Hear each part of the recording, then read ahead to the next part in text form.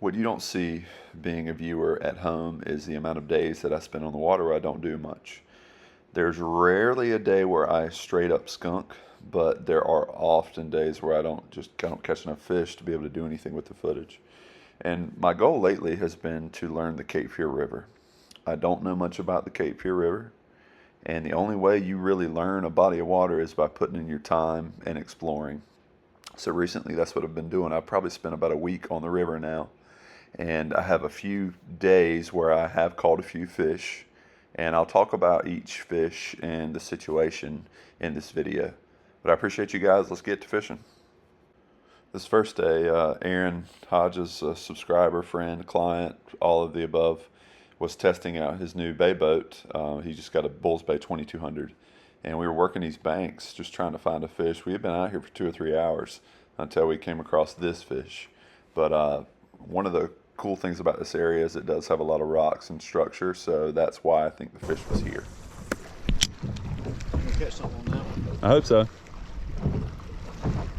At this point, I want you to take something home, at least. Well, I can tell you what my wife's gonna say.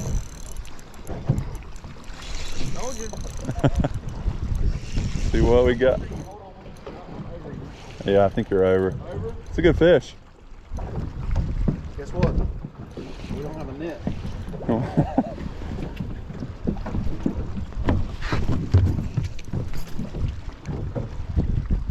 right, what is that? This is the strangest fight. A big red.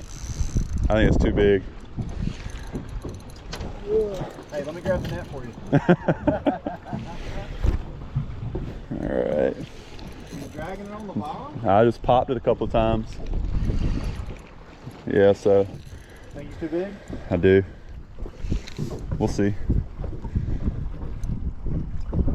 Got your camera on? I do.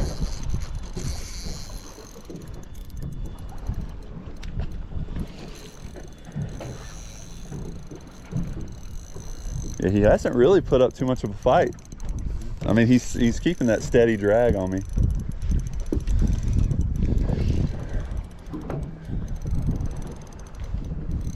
This is my smallest rod that I fish with. Yeah, this is like my trout rod. Yeah. Man. Yeah, so what we're doing is working the bank, and I knew there was a little spot up here that could potentially hold fish. I've got a 1/4 ounce jig head on and a Z-Man jerk shad.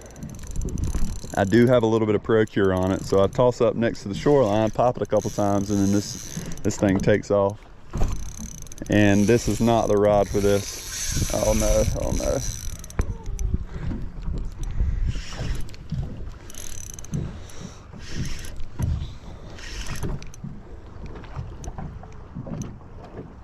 This is only 15-pound line too. That's why I'm being very cautious.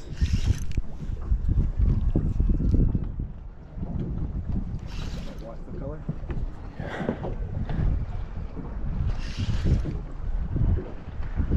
It's just swimming in circles.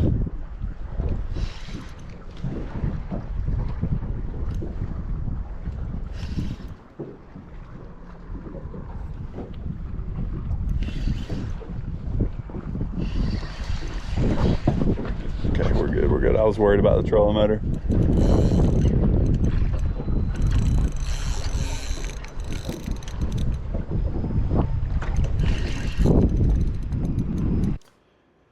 I've kind of talked about it a little bit, but this is only a 6 to 12 pound rod. So this is not designed to be pulling up overslot redfish.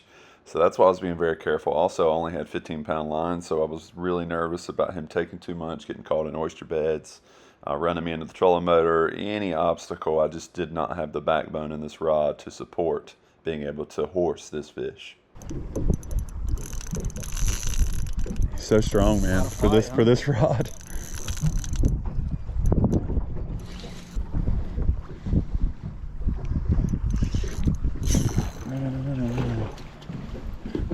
You got the rod? Yes, sir. Told you we'd get a big one like this.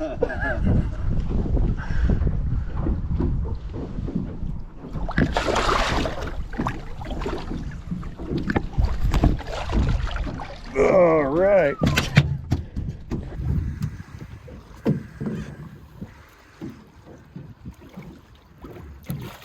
It's awesome, man. Good job, dude. Nice. This next spot was the first time I've ever fished this area, and what I found was a shelf that kind of dropped off deeper the closer it got to the bank.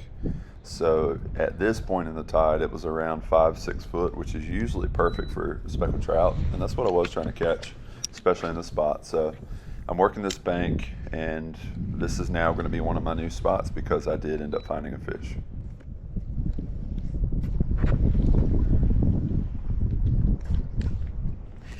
There we go. There's a good fish.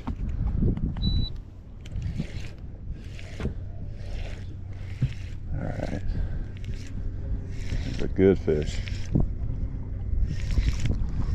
I've not seen him yet. Ooh, speckled trout. There he is. Ease him up here.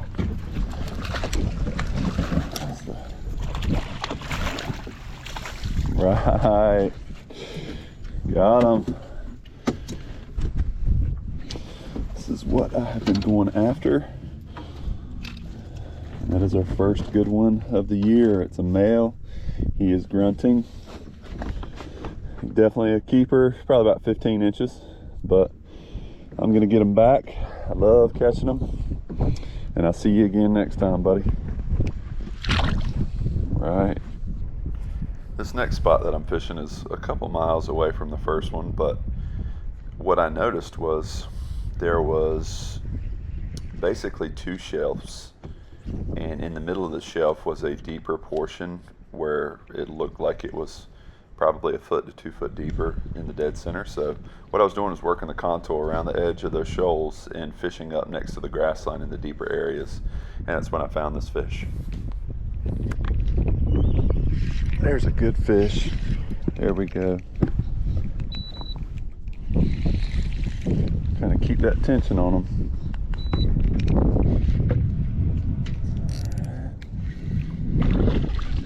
What we got? Red. Alright. Fishing's been tough today, y'all. It's only my second fish. I've been at it for 2.5 hours. But I'm thankful for you, buddy. It's about 14 inches. All right, dude. Thank you. This next spot, I was actually following ducks that I saw land up in this pocket up here, and I said, well, I might as well fish it that way and see what's going on with them ducks. So this is a really shallow flat. Normally I would not spend a lot of time on this, especially with it being so big, but I did actually spook fish out, so I knew that there was some in the vicinity. So I said, well, while I'm here, I'll work this bank a little bit further, and I'll see if I can at least get one or a couple fish off of this school of whatever I did blow out was. There we go. There we go. Take this trolling motor off. There we go. See what we got. What's going on up here on the flats? Feels a little better. Okay, looking like a red.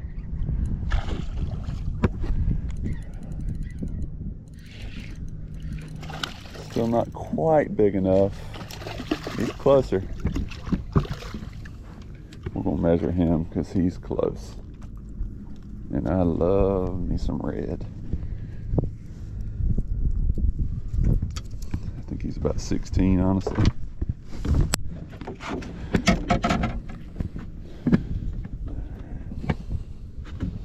He is about 16 and a half, 17. All right, buddy, it's your lucky day because you was going in the grease. My best advice for anyone trying to learn how to catch more fish in saltwater is just put in your time. It's painful. It's frustrating knowing that you may not do well for a while, but I promise you, when you put in your time, it's that much more rewarding when you actually learn the patterns, the structure, the contours, the current, the tide, everything that it takes to catch fish. Once you learn all of that, not only will you be able to apply it next time, but it is extremely rewarding because you know you put in the effort to get to that point. I appreciate you. If I can help you with real estate, my contact information is down below. I'll catch you on the next one.